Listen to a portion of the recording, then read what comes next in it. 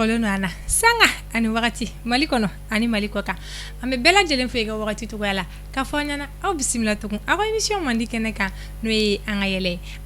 émission ye min labɛnnen don Mali kunnafoni.net fɛ émission in sigi kun tɛ dɔwɛrɛ ye k'aw la yɛlɛ k'aw la nisɔndiya k'a to f'aw sigiyɔrɔ la émission in bɛ tɛmɛ chaque lundi à partir de 18h sur malikunnafoni.net minnu ma abonné aw ka abonné aw ka commentaire baden b'a kɛ sabula o nafa ka bon an ka baara in kɔnɔna la kosɛbɛ an filɛlibagaw aw ka nisɔndiya kama bi an ka wele sera an ka comédien belebeleba fila wɛrɛ ma bamananw ka kuma de don ko mɔgɔ ka yi a yɛrɛ de da an b'an ka ɲininkaliw tɛngu la pour que aw ni ne an bɛɛ bɛ se ka faamuyali sɔrɔ cogo min na balimakɛ Ɲankuma ani wula se ani fama ok a y'an wele ka na jala kosɛbɛ bɛɛ lajɛlen fɔlen don sigi tɔgɔ ni jamu f'an filɛlibagaw ye alhamdulillah ne tɔgɔ ye o ye comédien tɔgɔ ye wa ou bien ok o ye comédien tɔgɔ ye sisan an bɛ taa ni tɔgɔ yɛrɛ yɛrɛ ok ne tɔgɔ ye Yakuba Sangare dit Aburuti yes balimakɛ Ɲankuma aba ani wula sigi tɔgɔ ni jamu f'an filɛlibagaw ye an b'a filɛlibaga bɛɛ lajɛlen fo ne tɔgɔ ye Mamadu Kulubali communément appelé Le Fou aw bisimila Mali kunnafoni.net plateau kan aw nana an ka wele jaabi a diyara n ye bi an b'an ka émission daminɛ ni actualité komi aw yɛrɛ b'a kalama Mali bɛ kasi la Mali ye ɲɛji bɔ dɔw ko bɔ a k'a bila dɔw yɛrɛ ko bɔ a t'a bila ko aw ye comédienw de ye kumakan jumɛn de bɛ aw bolo pour que a ka kɛ basigi ye an filɛlibagaw ma an b'a daminɛ n balimakɛ la ok alhamdulillah ko m'a fila ko bɔ a ka bila dɔw ko bɔ a kana bila fana ok ne yɛrɛ tun bɛ fɛ an ka solution kelen min sɔrɔ a ko la pour que a ko mankan yɛrɛ nɔgɔya an bɛ kuluba bila ba kɛrɛfɛ ka ba bila kuluba o kun ye ne ka solution ye wala mankan kun tɛ bilen o y'a bɛɛ ou bien dɔ wɛrɛ bɛ yen alhamdulillah ne ma fili kɔni parce que labɔ a bɛ lafiya ne yɛrɛ fana bɛ lafiya tiɲɛ yɛrɛ la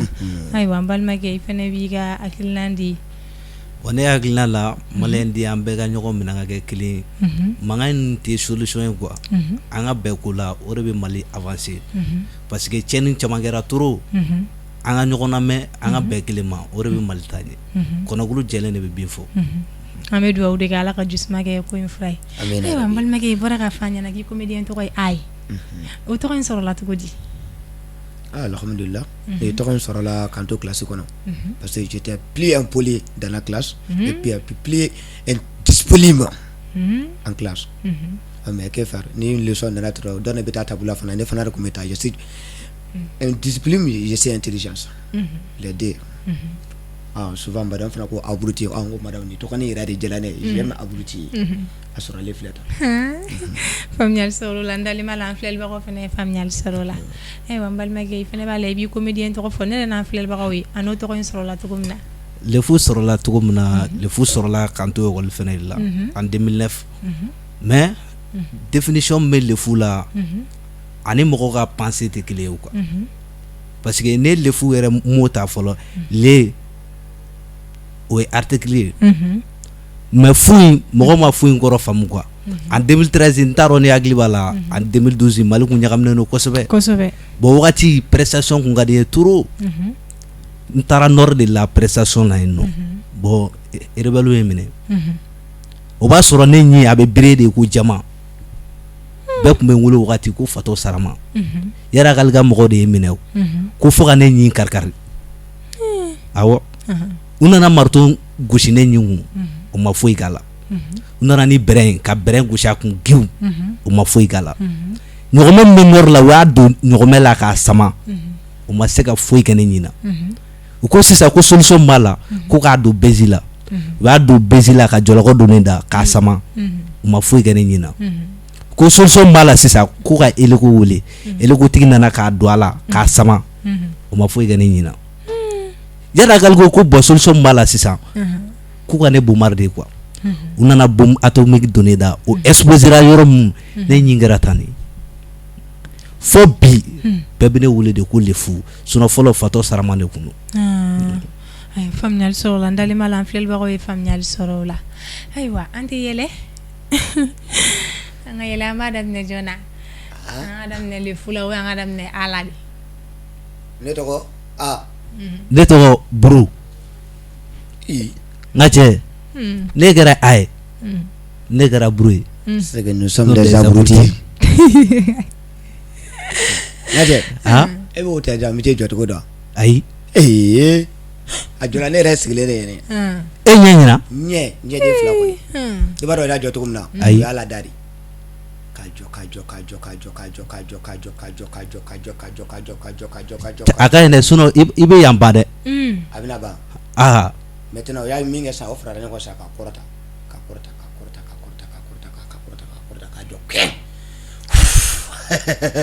o tɛ de la métier cɛw baara kɛ dɛ n'o bɛ baara kɛ mais i b'a dɔn an ka dugu la Sikaso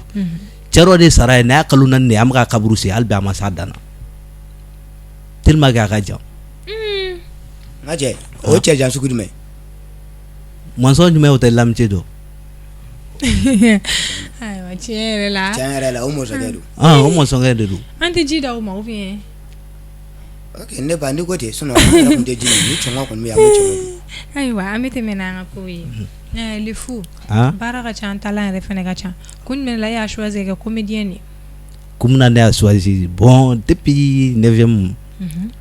an tun bɛ jeu kɛ école la bon mɔgɔw tun b'an tan quoi parce que wagati an ye groupe sigi ko Aburuti wagati le fou tɔgɔ tun mana comme il faut quoi 2009 wagati an tun bɛ wele de ko Sénégal ɲinɛba Aburuti tun bɛ wele wagati ko Gɔnsurasi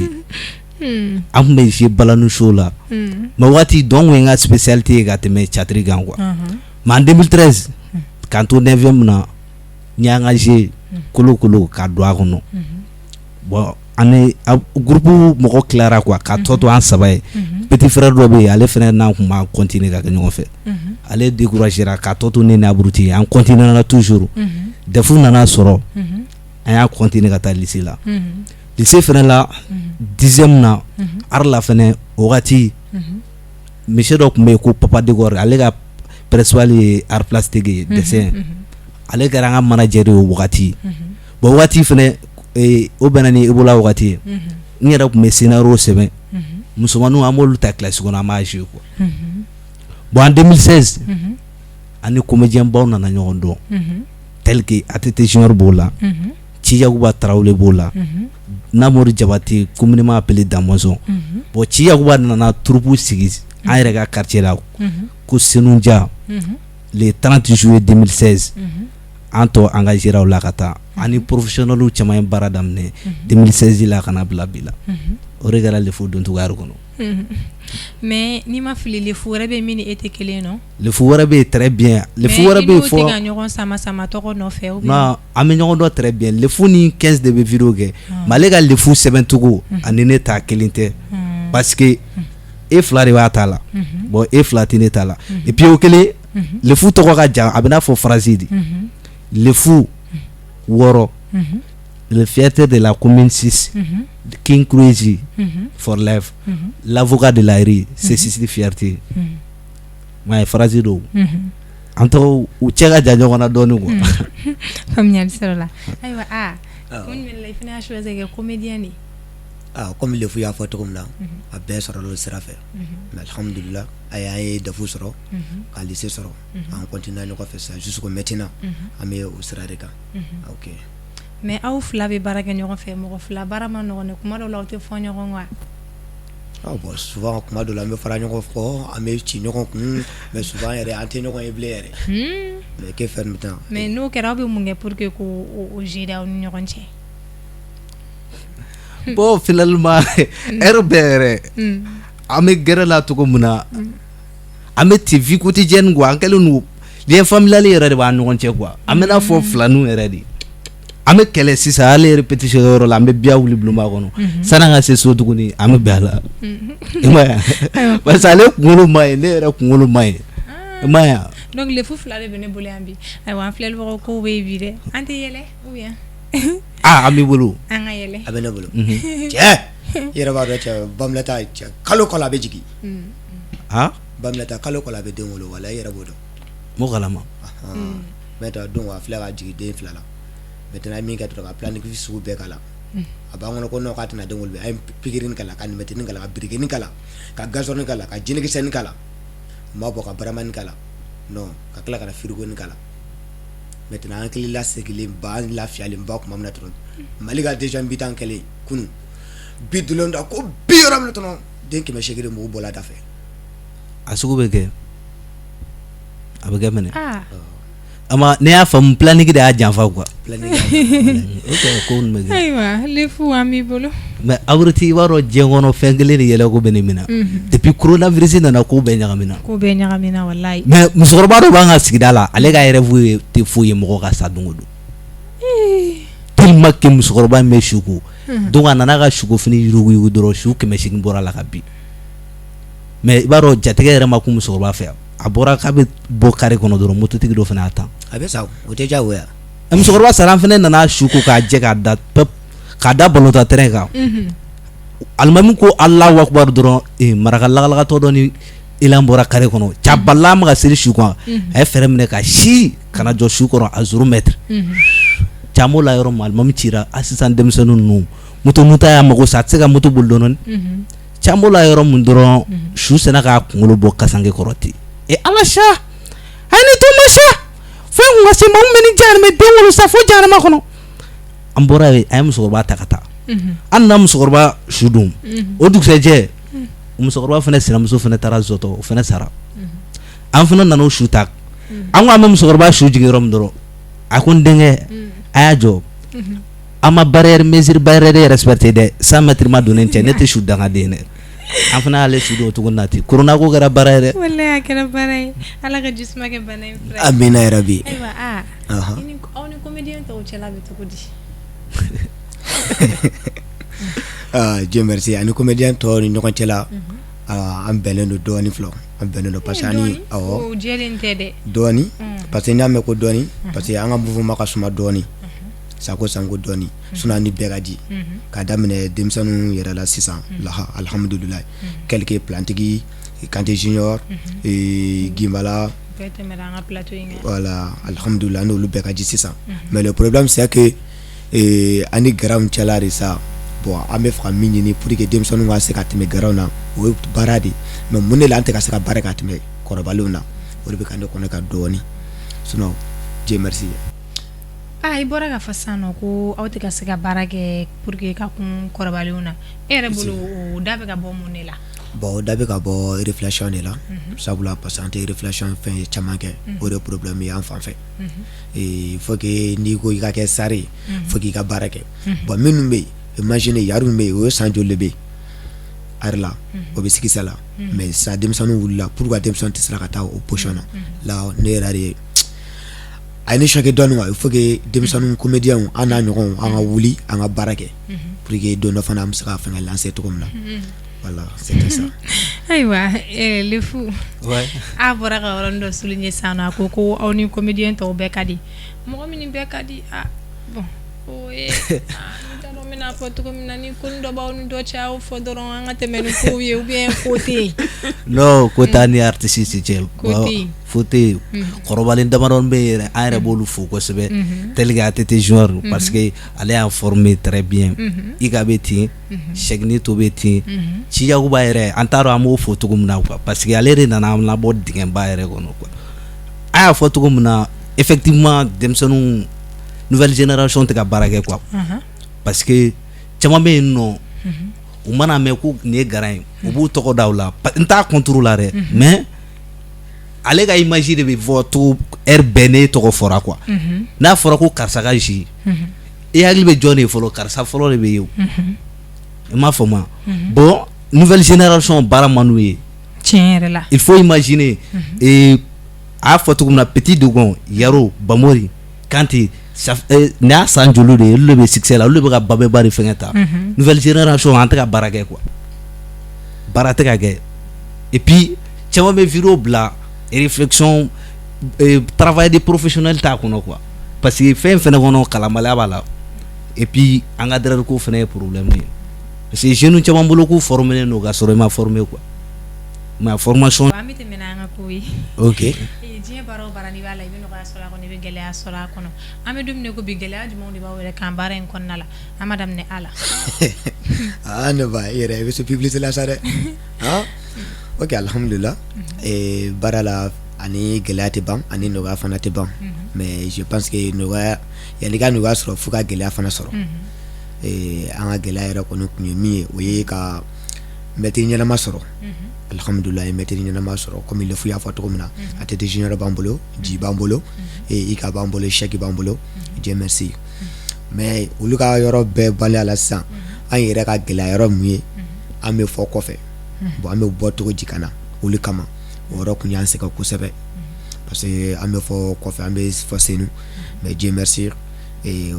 a ye bolimafɛn kelen sɔrɔ an bɛ to ka move o la ɲɔgɔn fɛ mais le problème c'est que connaissance yɛrɛ de ye problème yɛrɛ de o de bɛ k'an sɛgɛn fɔlɔ ni connaissance nɔgɔyara sisan la Dieu merci o kɔni o y'an ka sɛgɛn fɔlɔ kɔni fo que kunkolo ni ka lafiya ka baara kɛ ni Ala sɔnna a bɛɛ lajɛlen bɛ nɔgɔya ayiwa Lefu bon comme Aburuti bɔra k'a fɔ cogo min na baara bɛɛ n'a gɛlɛya don quoi mais ne yɛrɛ bolo quoi est-ce que gɛlɛya bɛ diɲɛ kɔnɔ parce que gɛlɛya ni échec escalier de don quoi ni bɔra dɔ la i bɛ yɛlɛ dɔ la quoi i m'a ye bon an ka dɛrɛba in to an bolo mɛsuruba in ne jɔrɔlen tɛ quoi mɔgɔw bɛ ka presser de sinon succès ne tɛ ka viser fɔlɔ ne mago bɛ formation de la c'est pour cela que i tɛ petit vidéo la mais ani bɛ publicité kɔni kɛ ɲɔgɔn fɛ minnu bɛ bɔ télé la mais k'a fɔ ko Lefu yɛrɛ sigilen filɛ ou bien Aburuti filɛ u ka petit vidéo kɛ ou bien Senuja bɛ ka petit vidéo kɛ jamais. mais mun na aw tɛ vidéo kɛ non parce que mɔgɔ min bɛ k'a cadrer i b'ale suivre de parce que différence ba dɔ bɛ yen fɛnɛ quoi comédien bɛ yen humoriste bɛ yen acteur de cinéma bɛ yen mais sisan génération na humoriste de ka ca quoi bɛɛ b'a fɔ k'a ye comédien comédien yɛrɛ ye jumɛn ye fɔlɔ point d'interrogation ayiwa mɔgɔ min bɛ jouer pièce théâtrale la mais est-ce que sisan pièce bɛ kɛ a ka suma ah voilà question bɛ yen sinon ala tɛ mɛ fɛn dɔ bɛ sira la ka na o kow bɛ yen fɛn dɔ bɛ sira la olu ye fɛn jumɛnw ye tɛ nafigiya dabila fɛn dɔ bɛ sira la an b'o ko in kɔrɔdɔni non an ka kɔri don ko la o bɛ sira la ka na i nana plateau la i mana bila ko fɛn ko bɛ yen fɛn bɛ sira la ka na n'i ye fɛnw fɔ yan ne b'i sɔgɔbi i b'a fɔ dɛ ayi surprise bɛ sira la ka na ayiwa an bɛ tɛmɛ n'an ka ko ye don n'a nataw la aw bɛ fɛ ka koba jumɛn de kɛ comédie la min ɲɔgɔn ma deli ka kɛ quoi ok alhamdulillah an yɛrɛ ka idée yɛrɛ min ye ka koba min kɛ yɛrɛ Mali yɛrɛ ka langale o ye ka kɔrɔbalen ninnu ka tɛmɛ o la o fɔlen filɛ kɔrɔbalen ninnu sera yɔrɔ min na f'an ka tɛmɛ o yɔrɔ fana la o initiative de b'an kun na mais ayiwa Lefu rêve bɛ yen ne yɛrɛ tɛ ka kɔrɔbalenw viser quoi ne ka vision bɛ fɔ Gane Male ni Jamel Debbouze olu bɛ position mun na dɛ humour la stand up la ka Mali la avancer i n'a fɔ ten de parce que stand upper man ca Mali la o ye kelen aventure de Aburuti ye Lefu o film fɛnɛ ka nin d'a kan court métrage tɛ dɛ a épisode ka taa fɔ 116 ou 159 awɔ kow bɛ yen an tɛ yɛlɛ an ka yɛlɛ an b'i bolo an b'a daminɛ Lefu la awɔ k'a daminɛ ne la awɔ cɛ Bamakɔ ɲagaminen don sisan trop mais ne bɛ don sotarama kɔnɔ jateminɛw kɛ l'autre jour ne bɛ ka bɔ Bulonba la n bɛ ka bɔ Bulonba kɔnɔ n bɛ fɛ ka mobili ta sisan ka taa se fɛnɛ la ne nana don sotarama kɔnɔ go sexy ba dɔ nana don denni donna sotarama kɔnɔ yɔrɔ min a ye su 4 de bɔ a sigitɔ a bolo magara ju 2 min na olu sara a sigira 2 min ɲɔgɔn cɛ o 2 fɛnɛ sara bon Aburuti tellement que ale y'a filɛ ale kirinna de a ye n sinama kɔni n wulila dagabɔna a ka bɔ a ka jan a forme kabako don a sigila min n'a fɔ i ye mɔni kɛ bɔrɔ kɔnɔ ka da naloma kun o bɛ lamaga cogo min na an nana cɛkɔrɔba dɔ sigilen don an kɛrɛfɛ ja ale fɛnɛ n'a kɔnɔ fɛrɛ don ale ka jigin autogar la tellement que ale fɛnɛ bɛ ka dɔgɔ sanse an nana se autogar niveau la denni ko k'a bɛ jigin denni tɛmɛsɛn nana jɔsi cɛkɔrɔba la cɛkɔrɔba kirinna dɔgɔ y'i bolo maga cɛkɔrɔba la dɔrɔn kiri y'a bila o yɔrɔ bɛɛ cɛkɔrɔba ko k'ale fɛnɛ bɛ jigin a jiginna denni nɔfɛ wari fɛn fɛn b'a kun a k'a ka taa minɛn ta ni fɛn fɛn a y'o wari bɛɛ di denni ma ka denni ka numéro ta k'a ka numéro don denni kun a ko n denmuso denni yɛrɛ ale ja tigɛra sisan parce que ale tɛmɛtɔ a bobara furutira cɛkɔrɔba la quoi a bɛ fɛ k'u pardon bɛɛ demander cɛkɔrɔba ko denmuso hakɛ foyi t'i la ni nin tan tɛ fɛn sɔrɔ a la Bamakɔ ja sentiment yɛlɛla cɛkɔrɔba la de.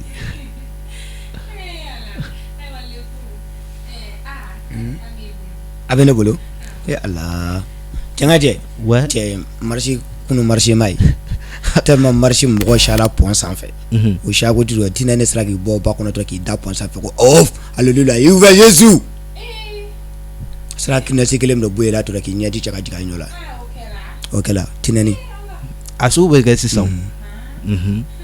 Kakila jinga felbago e kafo aw sɔgɔlen no aw ka teleso mandi la n'o ye Mali kunnafoni.net ye kɛrɛnkɛrɛnnenya la aw ka jamukan mandi kɛnɛ kan n'o ye an ka yɛlɛ jamukan in sigi kun tɛ dɔwɛrɛ ye k'aw la yɛlɛ k'aw la nisɔndiya k'aw to faw sigiyɔrɔ la jamukan in bɛ tɛmɛ chaque lundi à partir de 18h sur Mali kunnafoni.net bi aw ka nisɔndiya kama an ka wele sera an ka comédien belebeleba fila ma n'o ye A ani Lefu ye an bɛ tɛmɛ n'an ka kow ye o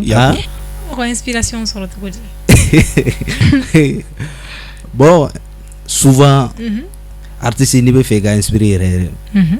il faut que wagati dɔ la i ka bɔ quoi i ka voyage fɛnɛ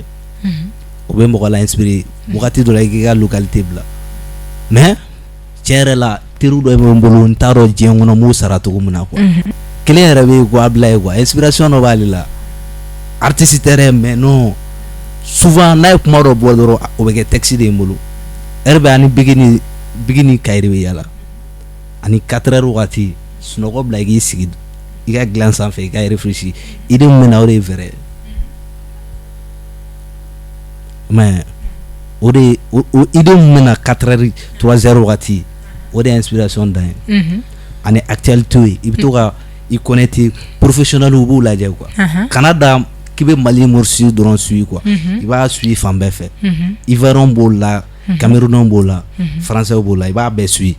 o b'a to fɛnɛ n'i yɛlɛnna scène sanfɛ cogo di n'a yɛlɛla a bɛ public attaquer cogo di o problème ba fɛnɛ bɛ yan mise en scène u bɛ k'a kɛ cogo di one man show ni est ce que ne bɛ k'a kɛ cogo min na o don donc ne géré yan fɛ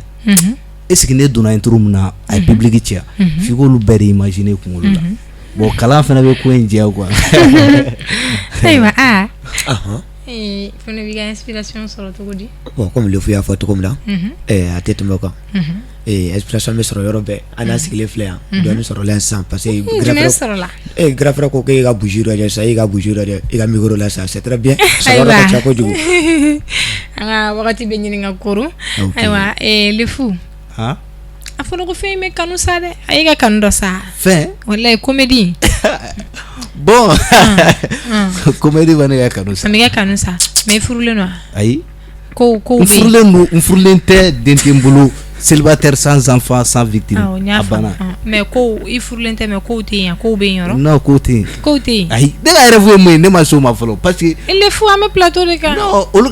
idée m'olu kun na ani mun bɛ ne la kelen tɛ o ayi Lefu tiɲɛ fɔ sa kow bɛ yen ni mama bɛ yen nɔ dɔrɔn ko bɛɛ ka ɲi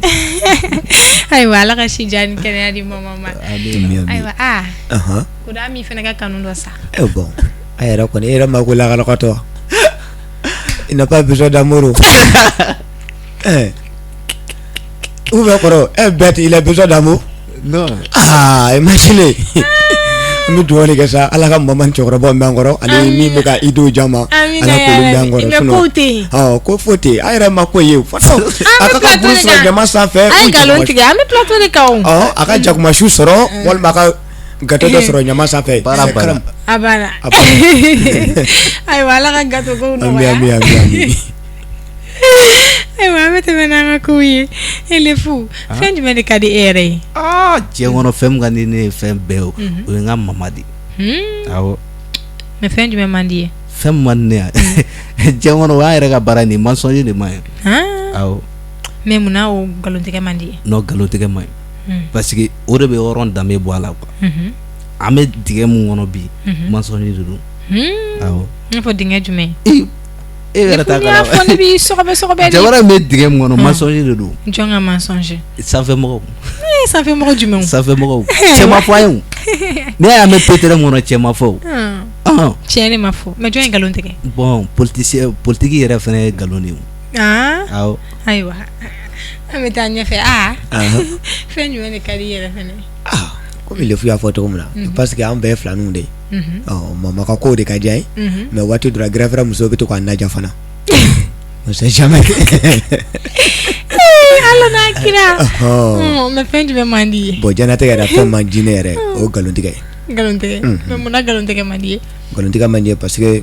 a kɔrɔ ka ca kojugu i bɛ dɔ tigɛ sisan bon i yɛrɛ dannamɔgɔ dɔ minɛ i bɛ galon dɔ tigɛ dɔrɔn kɔfɛ i bɛ tila ka kɛ maloya ye dɔw y'i yɛrɛ lasama i yɛrɛ de lase pétrin kɔnɔ i m'a ye ça ko sa ayiwa an ka wagati kɔrɔ na émission sera kuncɛyɔrɔ la kumakan jɔ laban jumɛn de bɛ lefu bolo minnu bɛ k'an filɛ k'a f'u ye ani yɛrɛ ka fanu ye bon u k'u abonné dɔrɔn parce que diɲɛlatigɛ fɛn bɛɛ la ni kanu ye fɛn min faga u ko k'u ma dufa u ko ten parce que amour yɛrɛ tɛ bilen malien public bɛɛ ye kelen u k'u abonné chaîne na k'u ka taa ɲɛfɛ ko baw bɛ sira la ka na bɛɛ folen don sanfɛ fɔ duguma ayiwa kumakan laban jumɛn de b'i bolo kumakan laban bɛ ne bolo a yɛrɛ folen don ani ce a ka weleliw la a jalen kosɛbɛ an nana lamɛn yɛrɛ bi ala ka radio so télé so ala ka mɛn si la ala ka barika don a la lefu y'a fɔ cogo min na a tɛ tɛmɛ kan an bɛ da yɔrɔ ninnu na an bɛ dugawu de kɛ sa public ka se ka sɔrɔ abonnement ka kɛ ka caya ka saya pour que ka taa fɔ hap ayiwa an tɛ yɛlɛ mais aw tɛ ci ya ka ci aw tɛ se dɔnkili la arabu wa i bɛ don ka di ne ye sa bon i bɛ daminɛ joli mɛ lefu ye arabu kɛ mamako ko arabu mana ye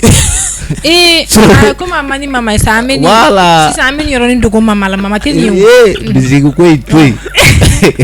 lefu mama t'a ye sa an bɛ nin da mali kunnafoni bon fo n'a y'an bilasira dɔnkili la parce que gɛrɛgɛrɛ dɔ b'an ka dɔnkili ko in na gɛrɛgɛrɛ o ye gɛrɛgɛrɛ jumɛn ye parce que keji bɛ to ka dɔ tɔgɔ fɔ a ka sɔn na ko furafeerela Bakari an fana taara ka dɔnkili ta cɛ o kɛra problème ye ayi an k'o da sa n'ala y'i kɛnɛya ala barika da n'a ma fɛn ɲa i ye do i ka mugan taara hali bi an cɛ ka jan ɲɔgɔn na de sinon i bɛ ne ka mugan kelen nin i bɛ nin sara dɛ Bakari Kulubali furajalan don a kɛla kangalababuli ye o ne ka mugan bɛ sara ne y'a f'i ye de n'ala y'i kɛnɛya ala barika da n'a ma fɛn ɲa i ye i ka mugan taara e dun tɛ ka mugan di yan ala kama wa ala ko tɛ a fɔra i ye depuis a ma san ne ba arabu banna yan ale de bɛ se ka arabu kɛ o arabu banna ale de bɛ se ka arabu lefu ko k'i bɛ se dutukɔrɔmɔgɔ de y'ale ci i ka bubu arabu daminɛ kan an b'i lamɛn cɛ kana bila kuma wula sa an ka taa sa an bɛ se bubu arabu de la an tɛ se an ka taa o ka di ne yɛrɛ ye bubu arabu kan ka taa DJ me kombo kombo DJ Arafat ko marga jimi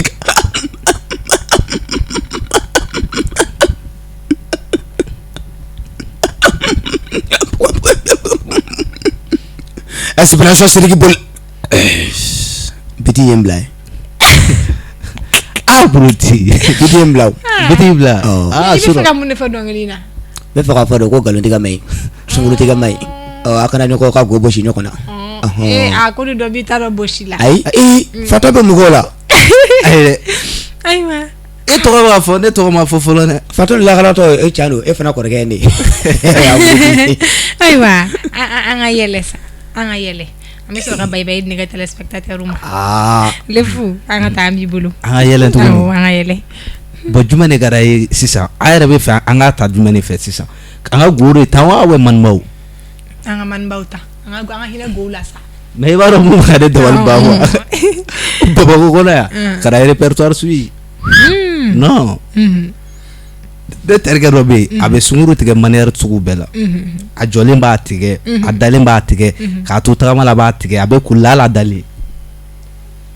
wa a bɛ numéro ta position sugu bɛɛ lajɛlen na ne ko mɛ 7 ne ko mɛ 6 ni 2 ni 4 ni 6 ni 2 ni 1 a bɔra ka ne de ka numéro ta sisan a bɛ numéro ta fasi bɛɛ lajɛlen na a nana je ekɔliden dɔ de la a ko deni ma ko kana n'a to cogo si la ale muso k'a dɔn k'an n'o bɛ ɲɔgɔn fɛ et puis ne b'ale wele o k'ale wele tilegan fɛ parce que a bɛ feere de kɛ butigi kɔnɔ don dɔ deni filila k'a wele sufɛ appel lancera dɔrɔn a sɛbɛnnen dɔ kun dɔ numéro kɔrɔ ko client Bamakɔ Bamakɔ répertoire surtout muso muso furulen muso furulen bɛ kamalen tigɛ o ka répertoire i b'a sugu bɛɛ de awɔ ayiwa i bɛ se ka jumɛnw ni jumɛnw ye o wa i k'i kɛ kasuguba da kan k'i b'o dakari o ka fisa i k'i ko a sima kan k'i b'a bɔ non c'est pas a ma nɔgɔn olu ta ma jugu bogotiginiw ayiwa o de ka jugu n'a bɛɛ mon cœur bɛ yen dɛ mon chien bɛ yen mon chat bɛ yen mon poupou bɛ yen mun bɛ courant sara i bɛ taa sɔrɔ électricien sɛbɛnnen don o kan mun bɛ so sara loyer mun bɛ ji sara lo b'o kɔrɔ n b'a sɛbɛn dɔw kɔrɔ quoi ala ka nin tɔgɔ y'o la ko batard i y'a dɔn batard mun ya maniba mun tɛ wari bɔ a bɛ sɛbɛn o tɔgɔ de kɔrɔ ala ka n'a tɔgɔ y'o la olu ta ka nɔgɔ quoi cɛw non cɛ furulen bɛ kamalen tigɛ fɛnɛ sunkuru tigɛ olu ta ka jugu n'o bɛɛ ni muso min tɔgɔ ye Adama muso min tɔgɔ ye ko Adamu u b'a sɛbɛn ko Adama ni muso min tɔgɔ ye ko Madu u b'a sɛbɛn kɔrɔ ko Bintu ni muso min tɔgɔ ye Mariam i t'a sɔrɔ Mamutu sɛbɛnnen don o kɔrɔ mais ne grand frère dɔ bɛ yen o ka jugu ni bɛɛ ye nka ale kɛlen don k'a sɛbɛn a ta kɔrɔ de attaquant défense milieu Lionel Messi b'a bɛɛ kɔrɔ ye ani CR7 olu ta fɛ ka nɔgɔ humoriste ta kana n'o lajɛ an ka pan yɔrɔ kunna animatrice ta dun mɔgɔ t'a animatrice ninnu tɛ fɛn kɛ sa k'an ka pan kunna k'a bɛ bolo wa ok komi lefu y'a fɔ cogo min na o kelen don an bɛ ɲɔgɔn bolo yɔrɔ kurantigɛ ka ca sisan walahi sura kuran tigɛ la vers 3h du matin e b'a dɔn musokɔrɔba tɛ se ka si n'i y'a sɔrɔ vangolo ma fifa an fana ko no kuran tigɛ la électricité mayi don na électricité an ka kari kɔnɔ o den o fana ye bugotigi o fana kɔnɔma don an fana taara mayi wele ka na mayi nana fili dɔ jɛ ka prise ni moyen fɛn a taara prise yɔrɔ la dɔrɔn kuran ci pop a binna kirina problème kɛla dɔn ta ye kila anw de ta ye sisan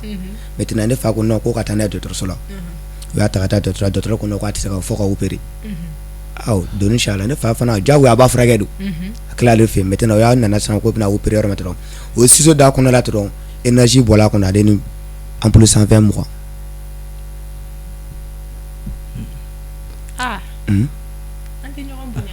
a ne bɛ ka bonya le kɛ énergie de don walahi a poto kɔni ayiwa an ka waati korona émission sera a kuncɛyɔrɔ la aw nana an ka wele jaabi a diyara an ye ala k'an sigi nin kɛnɛ in ɲɔgɔn caman wɛrɛ kan halisa ala ka camanba fara kow kan ami an filɛlibagaw nin tun ye aw ka émission an ka yɛlɛ de yan n'aw balimamuso Fatumata Kulibali ni ma se Arama ni ma an ka jɔnya jɔ an na aw ni ne an na ɲɔgɔn sɔrɔ diɲɛ wagati wɛrɛw la nin kɛnɛ kelen in kan aw bye bye